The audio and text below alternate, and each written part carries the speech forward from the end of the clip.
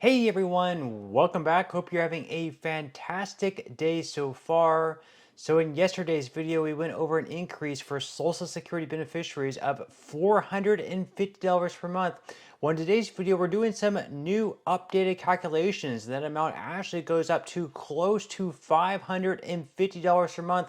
We're going to be going over the numbers in today's video and how likely you are to receive this big increase in 2025 if you are receiving Social Security. But before we go ahead and dive into it for today, if you would like to receive up to $200 in free stock or $200 in free cash, in a pinned comment below, I will be leaving a link to Robinhood. All you have to do is once you click on that link is just sign up for a free account and then simply link your bank account. You do not even have to make an opening deposit. At that point in time, Robinhood will be sending you one free stock worth all the way up to $200. And if you'd rather just have the cash, all you have to do is once you receive the free stock is just sell it for what it's worth and then transfer the cash value right back to your bank account. Okay, so over the past few months, we've seen a lot of news in regards to Social Security. For example, back in November, we finally had the Social Security Fairness Act passed in the House, and then it also passed in the Senate in December, and then finally Biden signed it into law in January, and then also in January we had these 2.5% cost of living adjustments taking place, and then very soon, coming up within, I would think probably the next few weeks, we're going to have a congressman by the name of John Larson introducing another huge bill in regards to Social Security and Social Security reform. This is one of the bills that he's been trying to pass over the past several years, but without much success. This bill has had a lot of backing, though. We have a lot of lawmakers in DC signing on to this bill, saying that they would vote for it if they were to put this bill on the floor finally for a vote, something that they have failed to do over the past several years, much like they failed to put the Social Security Fairness Act on the floor for vote until they finally did it last year, almost at the buzzer, pretty much at the very last second in November, and then passed it in December with just a few days remaining. This is something that could also possibly happen with this bill by John Larson. Now, it's called the Social Security 2100 Act, and among many of the things that it does, one of the biggest things that it does is it's going to increase benefits for certain beneficiaries of Social Security by right around close to $550 per month. We're going to be going over those calculations, and also in addition to that, everything else that this bill would do. It does a lot for a lot of people. So let's go ahead and break it down here. Once again, up on the screen, you will see John Larson's Social Security 2100 Act. So first off, it says it increases and expands 12 essential benefits. So starting out, it is going to increase benefits by 2% across the board for all Social Security beneficiaries for the first time in 52 years. So you're probably thinking like 2%, that's not a lot of money, and you're absolutely right, but 2% is certainly better than nothing. Of course, we've already received the 2.5% cost of living adjustment that just went into effect this month in January for most beneficiaries. So you're going to get the 2% on top of the 2.5%. So that's pretty much going to result in a 4.5% cost of living adjustment. Sure, it isn't that big of a difference, but 2% still is going in the right direction.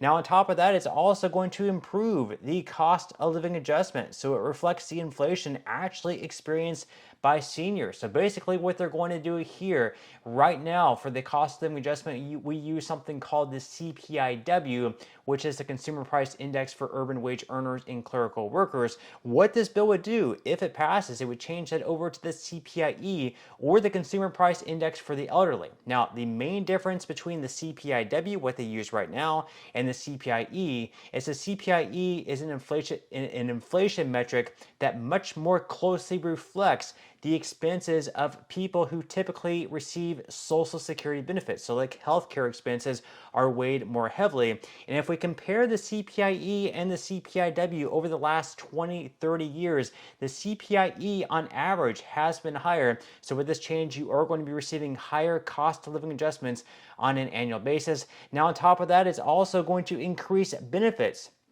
to boost lower income seniors. We're going to go over that more later. That's really the big one with this bill. It's also going to improve benefits for widows and widowers from 2-income households. It's also going to restore student benefits up to age 26 for dependent children of disabled, deceased, or retired workers, and it's also going to increase access to benefits for children living with grandparents or other relatives. Furthermore, it's going to repeal the windfall elimination provision and the government pension offset that currently penalizes many public servants. Now, obviously, whenever he introduces this bill in 2025, within the next few weeks, I would think, this is something that's going to be stripped from the bill just because it recently passed in the Social Security Fairness Act.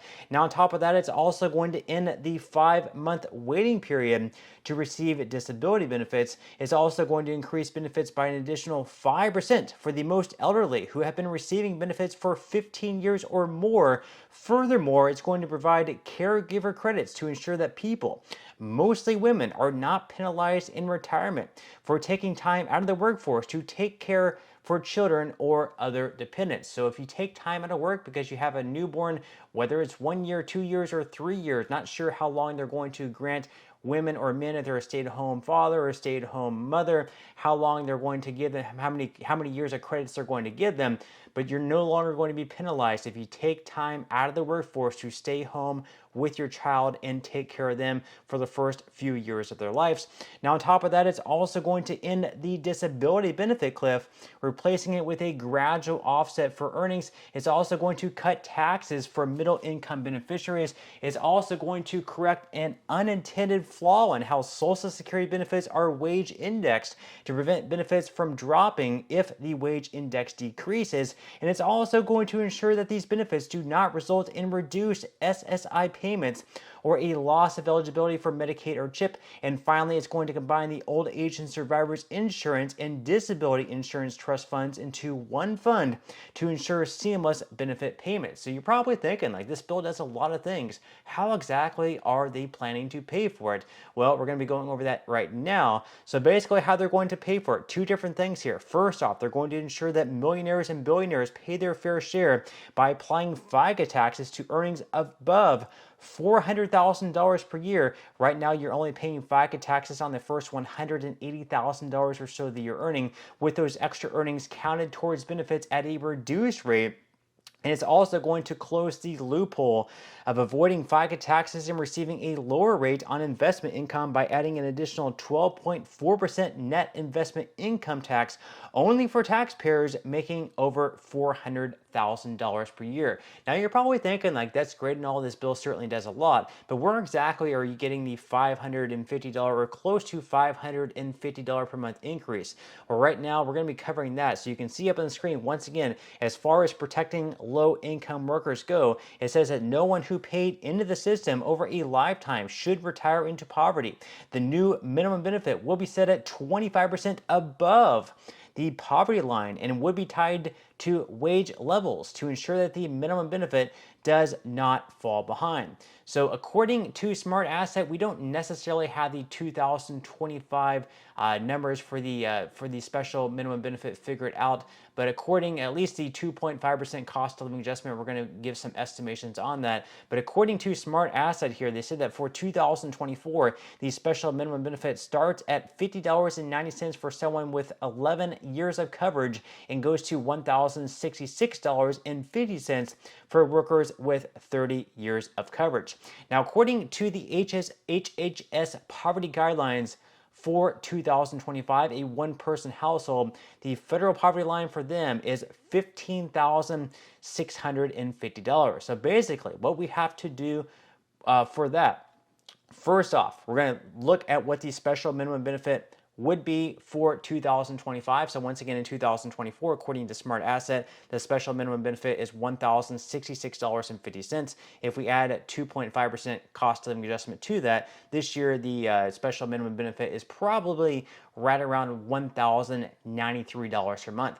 Now, once again, up on the screen, you could see previously that the 2025 federal poverty level for a one-person household was $15,650. Now, in this bill, they're going to make the special minimum benefit 25% above the federal poverty line. So if we go 25% above what that poverty line was for a one-person household. That comes out to $19,162.50 over a year. We divide that number now by 12 because there's 12 months in a year. That comes out to $1,630.21 per month. Now, we can take what you're receiving now, which is $1,093 per month. We subtract that amount by $1,630. That comes out to a $537 per month increase. Again, that is life-changing money. That's close to $550 per month if you're currently receiving the special minimum benefit. So with that said, leave your thoughts and comments below. Are you on board with this bill? Would you like for them to put this bill on the floor for a vote? Do you have faith in lawmakers that they can pass this bill into law? Also, what other types of Social Security reform would you like to see take place within the next couple of years or even over the next 4 years during Donald Trump's term? Leave your thoughts and comments below. I would definitely love to read them. But that's all we have for today's video, and I will see you in the next one.